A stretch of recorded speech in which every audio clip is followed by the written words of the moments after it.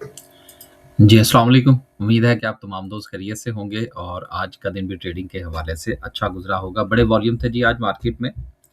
लेकिन चूँकि profit taking का सिलसिला रहा आज भी गुज़िश्ता 2-3 दिन से हम यही चीज़ जो है वो हर रोज़ डिस्कस कर रहे हैं कि मार्केट में एक सेक्टर जो है वो परफ़ॉर्म करता है तो 2 सेक्टर्स के अंदर जो है वो प्रॉफ़िट टेकिंग हो रही होती है। लेकिन आज ये सिलसिला जो है प्रॉफ़िट टेकिंग का वो थोड़ा-सा मज़ीद फैला ख़ास तौर पर बैंकिंग सेक्टर के हवाले से, क्योंकि लास्ट इंडेक्स की जो परफ़ॉर्मेंस थी उसमें बैंकिंग सेक्टर ने बड़ा अहम किरदार अदा किया था। गो के ऑयल एंड गैस के अंदर मूवमेंट थी लेकिन बैंक्स के अंदर बहुत बड़ी प्रॉफ़िट टेकिंग हुई है। देखें जब एक सर्टेन लेवल पर चीज़ें जाती हैं, तो फिर प्रॉफ़िट टेकिंग तो बनती है ना। जब भी कोई चीज़ जो है वो अपने हिस्टोरिक हाई की तरफ जा रही होती है या अपने प्रीवियस हाई को दोबारा से टच करती है तो प्रॉफ़िट टेकिंग आती है। इसलिए हम अक्सर ये आपसे गुज़ारिश करते हैं बल्कि हर रोज़ ये बात हो रही होती है कि चीज़ों को सपोर्ट पर जब आप खरीदेंगे तो उन लोगों के लिए परेशानी जो है वो कम होगी। इस पर इंशाल्लाह आगे चल के मज़ीद बात करेंगे। 975 पॉइंट्स जो हैं वो आज मार्केट ने निकाले हैं। अभी जो मैं आपसे गुज़ारिश कर रहा था पिछले दिनों कि अगर आप इसको in the form of percentage देखेंगे, तो ये 0.52% है। और फिर मैंने आपको एक एग्ज़ाम्पल भी दी थी कि जो 100 होता है, 100 का जो 1% है, वो क्या होता है और 1 लाख का 1% क्या होता है। ये जिस वक़्त आप इन चीज़ों का आपस में मवाज़ना करेंगे, तो फिर आपको अंदाज़ा होगा कि हमारे पोर्टफ़ोलियो के ऊपर जो असर पड़ता है जिस वक़्त इंडेक्स में इज़ाफ़ा होता है या इंडेक्स में कमी होती है, तो वो बेसिकली अब डिजिट्स चूँकि बड़े हो चुके हैं ना, इसलिए जो परसेंटेज में तो देखने को कोई ख़ास फ़र्क नहीं पड़ा, 0.52% है। लेकिन आगे जो पॉइंट्स हैं, वो आपको जो आपके पोर्टफ़ोलियो के ऊपर असर डालेंगे, वो आपको काफ़ी ज़्यादा नज़र आ रहा होगा। इन चीज़ों को आप समझने की ज़रूरत है। मैंने आपको वो एग्ज़ाम्पल भी दी थी ड्राइव करने के हवाले से कि जिस वक़्त आप 40, 50, 60 की स्पीड पर ड्राइव कर रहे होते हैं, तो उस वक़्त जो है वो आपका सेंटिमेंट, आपका कंट्रोल कुछ और होता है। जब गाड़ी 100 की स्पीड पे हो, तो फिर उसका कंट्रोल करना ज़रा डिफरेंट तरीके से होता है। तो फिर ये अपनी-अपनी कैपेसिटी है कि आप जो है वो किस लेन में ड्राइव करना चाहते हैं। तो उस लेन का इंतख़ाब अगर आप कर लेंगे, तो फिर यकीनन आपको जो है वो परेशानी का सामना कम करना पड़ेगा। 975 पॉइंट्स मार्केट ने आज लूज़ किए। सर्किट ब्रेकर की बात करें तो माशाल्लाह से आज 14 कंपनीज़ जो है वो अपर कैप हैं जिसमें ज़ाल का लगातार दूसरा कैप है, उसके साथ मुदारबा है, बहुत अच्छी परफ़ॉर्मेंस है जी आज। लोअर कैप की बात करें तो सीएसआईएल जो है वो लोअर कैप पर है। ओवरऑल इस वक़्त अगर हम मार्केट में देखें, तो कल भी बैंकिंग सेक्टर में प्रॉफ़िट टेकिंग जो थी वो मौजूद थी। लेकिन आज थोड़ा-सा एफएफसी ने और उसके साथ ऑयल एंड गैस ने सिचुएशन को बेहतर करने की कोशिश की लेकिन बड़े सेक्टर्स के अंदर जो थी वो प्रॉफ़िट टेकिंग जारी थी और ये इंडेक्स को जो एक बहुत बड़ी सपोर्ट थी बैंकिंग सेक्टर की, आज वो जो है वो चूँकि पीछे हटी है, तो आप देख सकते हैं कि इस 300 पॉइंट्स जो हैं वो एंग्रो ने निकाले हैं। उसके साथ यूबीएल में से देखें 250 पॉइंट्स यूबीएल के हैं, 200 मीज़ान बैंक के हैं।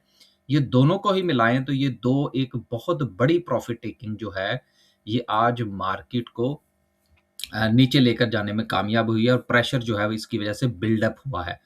गो के फर्टिलाइज़र की खबरें भी अच्छी हैं जिसकी वजह से एफएफसी के अंदर हमने थोड़ी-सी मूवमेंट देखी है, माड़ी के हवाले से न्यूज़ थी। ऑयल एंड गैस जो है वो बहरहाल मार्केट को अभी भी सपोर्ट करता हुआ नज़र आ रहा है। लेकिन सारी मेन चीज़ें जो हैं ये देखना होगा कि कैंडलस्टिक क्या कहती है, उसके ऊपर कितना प्रेशर जो है वो हमें नज़र आ रहा है। कुछ खबरें हैं जी, पहले उनको शामिल करेंगे, फिर जो है वो इंशाल्लाह आपके साथ जो है वो कैंडलस्टिक को डिस्कस करेंगे। अभी तक हमारा यही पैटर्न जो है वो कंटिन्यू कर रहा है। पहली खबर फर्टिलाइज़र सेक्टर के हवाले से है कि इफड जो है उसके लिए बंदोबस्त हो गया गैस का, क्योंकि फर्टिलाइज़र सेक्टर की जो बैकबोन है वो तो गैस है।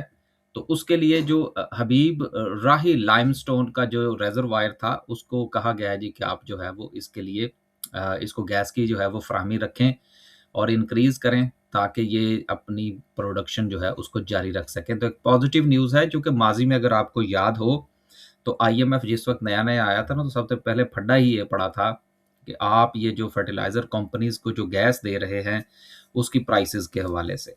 तो कुछ मज़ीद मामलात भी थे, लेकिन जो हमारी इम्पोर्टेड गैस थी आरएलएनजी, उसकी वजह से हमारी जो लोकल प्रोडक्शन थी वो हमें बंद करना पड़ी थी। तो अब वो मामला चूँकि सॉल्व हो चुका है, वहाँ से जो इज़ाफ़ी गैस है वो हम ओपन मार्केट के अंदर सेल करेंगे, तो अब डोमेस्टिक प्रोडक्शन जो है जिसकी वजह से हमारा ओजीडीसी, पीपीएल, पोल, माड़ी ये सारे आपको परफ़ॉर्म करते हुए नज़र आ रहे हैं, क्योंकि अब इनकी जो प्रोडक्शन है उसमें किसी किस्म की कोई रुकावट भी नहीं है और पाबंदी भी नहीं है, और मज़ीद एक्सप्लोरेशन भी हो रही है और डिस्कवरीज़ भी अभी बहुत सारी डिस्कवरीज़ जो है वो पाइपलाइन में है। अगली खबर जो है वो ज़ुमा के हवाले से है। ये खबर हमने पहले भी शामिल की थी, सिर्फ़ आज इसकी जो है वो एक याद दहानी के तौर पर खबर आई है, तो हमने भी इसको शामिल कर लिया कि इसका जो टेक्सटाइल से इनका जो बिज़नेस है वो शिफ्ट शिफ्ट हो रहा है टेक्नोलॉजी की तरफ। ये बिल्कुल वैसा ही है जिस तरह से कि वो एक शेर है ना जिसमें जिन्न आ जाता है। कौन-सा है भला? उसका नाम लिख के बताएँगे तो फिर पता चलेगा कि आप कंटीन्यूअसली जो है वो हमारी वीडियो जो है उसको कैरी वॉच करते हैं या नहीं करते। आगे चलते हैं जी। अगली खबर जो है वो माड़ी के हवाले से है, क्योंकि अभी पीछे जो हमने खबर पढ़ी और उसके साथ ही हमने ये भी ज़िक्र कर दिया था कि जो लोकल प्रोडक्शन है, उसमें कंटिन्यूटी है, और माड़ी को जो है ये कहा गया है जी कि तमाम के तमाम जो हमारे बड़े फर्टिलाइज़र के जो प्रोड्यूसर्स हैं, उनको जो है वो गैस की फ़राहमी जारी रखी जाए, और बाकायदा तौर पर बता भी दिया गया है कि कितने-कितने एमएफसीएफडीज़ जो हैं वो उनको दिए जाएँगे, जिसमें एफएफसी है, फातिमा है, उसके साथ एजीएल यानी कि एग्रीटेक है, और आपको ये भी पता होगा कि एफएफसी की होल्डिंग जो है वो एजीएल में मौजूद है, यानी कि एग्रीटेक समझ लीजिए कि छोटा एफएफसी है। अगली खबर जो है वो टोकनाइज़ेशन के हवाले से है कि हुकूमत ये चाह रही है कि जी प्रॉपर्टी, डेट और दीगर एसेट्स जो हैं, उसके लिए यूएई को जो है वो अपनी तरफ अट्रैक्ट किया जाए और उसके टोकन्स जो हैं वो जारी किए जाएँ, जो कि आजकल हमें क्रिप्टो का बड़ा शौक आया हुआ है। इस पर मेरी 1-2 दोस्तों से बात हुई कि अगर हम ये काम कर सकते हैं, तो हमें यूएई को साथ मिलाने की क्या ज़रूरत है? तो वो चूँकि इस फ़ील्ड के हवाले से ज़्यादा वसी तजर्बा रखते हैं, तो उनका ये कहना था कि बेसिकली काम तो हमने ही करना है और हम कर भी सकते हैं। लेकिन इसके लिए 2 रुकावटें जो हैं वो बहुत बड़ी हैं, जिनमें से एक रुकावट तो पैसे का है, फाइनेंस आपके पास होना चाहिए। लेकिन उससे भी बड़ा मसला जो है वो इंटरनेशनली प्रेशर को बर्दाश्त करना है। क्योंकि अगर हम ये काम करते हैं तो फिर बहुत बड़े-बड़े जो ममालिक हैं, उनके साथ हमें थोड़ा-सा मुश्किल वक़्त का सामना करना पड़ सकता है। इसलिए हमें ज़रूरत है किसी ऐसी पार्टी की कि जिसके पास और कुछ नहीं तो कम से कम एक उसका पास पैसा ज़्यादा हो, ताकि कल को अगर मुश्किल वक़्त आए तो हम उसको बर्दाश्त कर सकें। इसलिए यूएई को जो है वो साथ मिलाने की कोशिश की जा रही है, और इस ये काम अगर हो जाता है जॉइंट वेंचर की सूरत में, तो यकीनन उसका एक बहुत ही पॉज़िटिव इम्पैक्ट होगा पाकिस्तान की इकॉनमी पर, और यूएई के साथ तो बहरहाल जो हमारे रिलेशंस हैं वो बेहतर हैं। तो ये सिर्फ़ और सिर्फ़ अभी मामलात जो है वो रुके इस वजह से हुए हैं कि ये वज़न बहुत बड़ा है, भारी है सॉरी, इसको उठाने के लिए किसी न किसी पार्टनर की ज़रूरत है और वो स्ट्रॉन्ग होना चाहिए। अगली खबर जो है आखिरी खबर है मेरा ख़्याल है कि मेजर मुस्लिम कंट्री जो है वो ये चाह रही है कि आपने जो हमारा 2 अरब डॉलर आपके अकाउंट के अंदर हमने रखा हुआ है, आपके स्टेट बैंक के अंदर, उसके लिए उसके बदले में हमें जेएफ-17 थंडर जो है वो दे दिए जाएँ। ये बात जो है ये अभी बहरहाल चल रही है। इसके हवाले से जो मैंने कन्फर्म करने की कोशिश की है, मुझे कन्फर्मेशन नहीं मिली। क्योंकि सऊदी अरेबिया का ये कहना है बकौल खबर के कि 2 अरब डॉलर के जो है वो जेएफ-17 थंडर दे दिए जाएँ। अगर ये मामला जो है ये पाया तकमील तक पहुँचता है तो उसके 2-3 फ़ायदे बड़े होंगे। नंबर 1 कि 2 अरब डॉलर जो है वो एडवांस में हमारे पास हैं। दूसरी बात ये है कि ये जो इसको रोल ओवर करवाना पड़ता है वो मामलात हल हो जाएँगे। और तीसरी चीज़ ये है कि हमारे खज़ाने और हमारी इकोनॉमी के ऊपर इसका पॉज़िटिव इम्पैक्ट बिल्डअप होगा। लेकिन अभी ये खबर है, किसी किस्म का कोई एग्रीमेंट इवन के एमओयू भी अभी इसमें जो है वो हमें नज़र नहीं आ रहा। तो जैसे ही कोई कन्फर्मेशन आएगी, इंशाअल्लाह आपके साथ ज़रूर शेयर करेंगे। लास्ट पे डिस्कस करते हैं जी आज की कैंडल को। आज फिर मार्केट ने लोगों को डराया। मार्केट के हवाले से जो हम बात कर रहे थे कि मार्केट के पास 188 से लेकर 189 तक का जो ये ज़ोन है, ये मुमकिना तौर पर जो है वो मार्केट की रेजिस्टेंस बन सकता है, क्योंकि यहाँ पर ट्रेंड लाइन जो है वो हमारे सामने आ रही है। गुज़िश्ता 2-3 दिन से अगर आप देखें, ख़ास तौर पर 2 सेशन, एक ये सेशन था डे बिफोर यस्टरडे का कि जिसमें मार्केट ने थोड़ी-सी डिप ली, लेकिन उसके बाद जो है वो मार्केट में रिकवरी आई और मार्केट ने अपनी रेजिस्टेंस को ब्रेक किया। क्योंकि यहाँ पर आपको अगर याद हो, तो जिस दिन अ, ये वाली कैंडल बनी थी, तो उस दिन मैंने आपसे गुज़ारिश की थी कि चूँकि मार्केट ने अपनी रेजिस्टेंस जो है उसको टच कर लिया है, तो अब देखते हैं कि ये कितने वॉल्यूम के साथ ब्रेक करती है, देन हम नए लेवल की तरफ जाएँगे। तो फिर उससे अगले दिन जो था वो मार्केट में ये अ, सेलिंग प्रेशर और उसके बाद रिकवरी जो थी वो हमें देखने को मिली थी। और देन फिर हमने 180 से 89 का जो ज़ोन है वो आइडेंटिफ़ाई किया था, जो कि ट्रेंड लाइन को भी साथ में सपोर्ट ले रहा है। सपोर्ट से मुराद ट्रेंड लाइन के हवाले से ज़ोन की बात कर रहा हूँ, लेकिन अब ये रेजिस्टेंस बनेगी। सो ज़ोन जो है वो अपनी जगह पर मौजूद है। आज सेलिंग प्रेशर मार्केट में देखने को मिला है। सपोर्ट इस वक़्त मार्केट के पास क्या है? अगेन हम वापस अपनी उसी सपोर्ट की तरफ जाएँगे, जो कि ये ज़ोन है।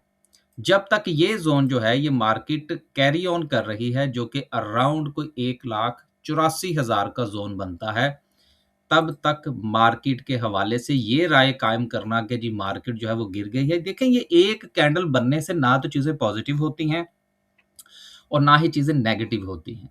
सो राइट एट द मोमेंट, जो मैंने आपसे शुरू में गुज़ारिश की कि अभी जो हालात हैं, उसमें परसेंटेज के पॉइंट ऑफ व्यू से आपके पोर्टफोलियो को बहुत फ़र्क पड़ता हुआ नज़र आएगा in the form of digits.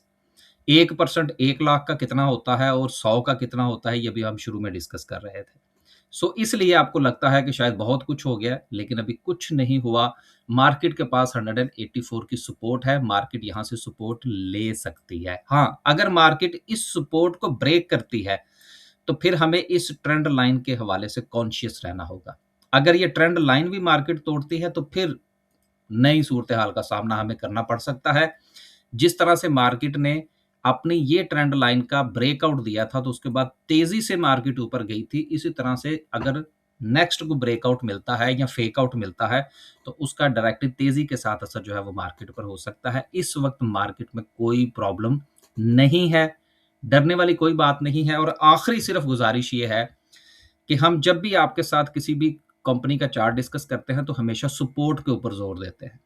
जिस बंदे ने सपोर्ट के ऊपर चीज़ों को बाय किया होगा, उसके लिए स्टॉप लॉस लेना भी आसान है और आज भी वो लोग जो हैं वो परेशान नहीं होंगे जिन्होंने सपोर्ट के ऊपर बाय किया है।